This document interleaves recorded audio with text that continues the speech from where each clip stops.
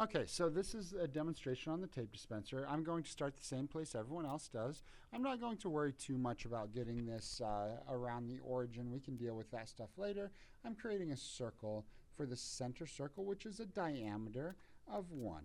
So I've started the center of this object. I can see that around that is also a diameter of 3 circles. So I started my circle. I hit D, enter to say diameter. And there's the basis for my tape dispenser. Now I've got to get the outside part that actually cuts the tape off.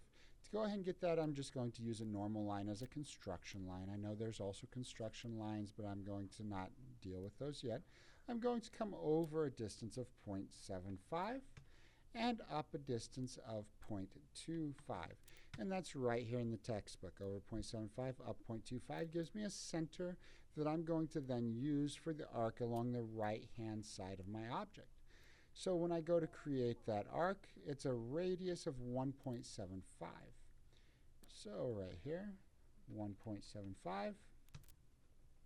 And notice it is a little larger than my other circle here. If we doubled that, that would be 3.5, which should make these two bottoms line up just like that, which would be the flat surface we have at the bottom of our shape. Okay, so I've got to continue on here.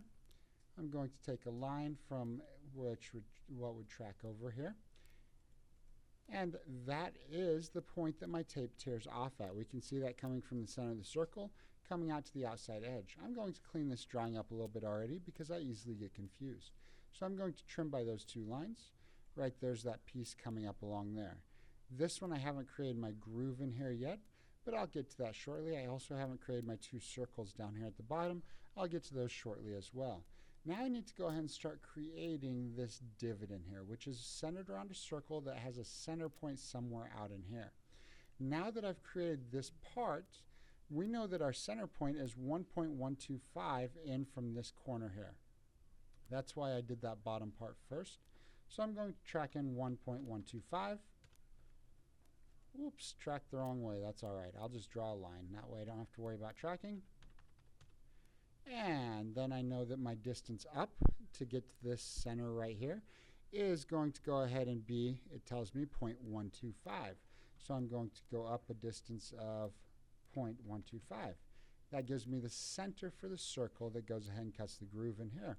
I'm going to start my circle right here. It tells me that the radius of that is 0.687. Just like that.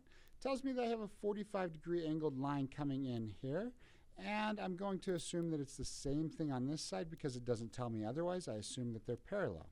So what I'm going to do is I don't know how to get a line tangent to this that goes at a 45. So what I'm going to do is I'm going to take a line from the center of the circle.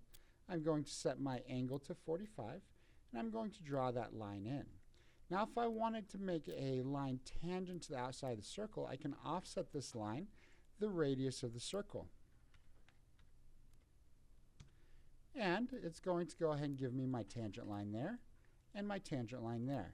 So just by creating that line and offsetting the radius of the circle, now I can go ahead and trim according to these two lines. Take out that part of the circle. I can trim according to that line.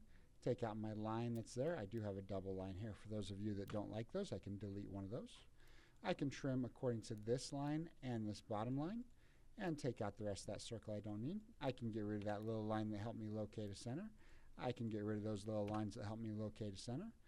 I can trim, get rid of those lines right there. And right there's most of my tape dispenser. Now I need to add the little bubbles at the bottom. So to find the little bubbles at the bottom, I can go ahead and come from the center here over 0.5 it tells me.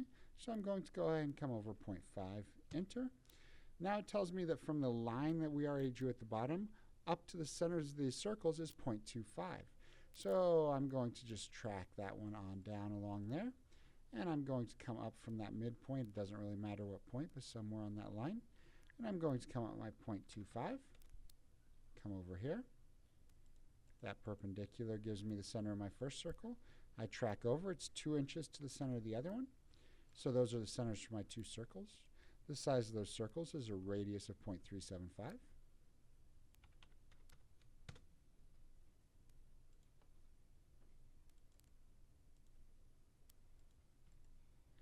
Construction lines aren't needed anymore.